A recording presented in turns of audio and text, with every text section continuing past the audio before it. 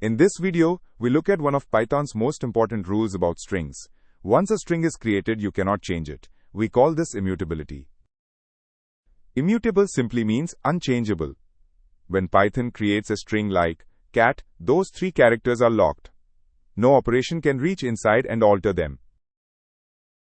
Here is the program we will trace together. It creates the string cat, calls replace to swap the letter, then prints the result.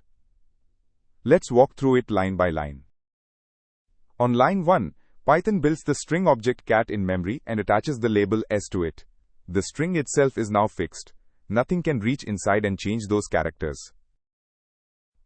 On line 2, replace does not touch cat at all.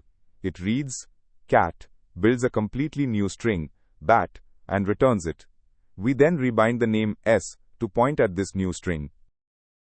Line 3 calls print, which follows the name s to wherever it points now, the new string, bat, and displays it on screen. When we run the program, Python prints bat. The string cat was never touched. A fresh string, bat, was created and s was rebound to it. Here is the key contrast. Trying to assign directly to a character position raises a type error and crashes. Calling a method and saving the result to s works perfectly because you are rebinding the name, not mutating the string.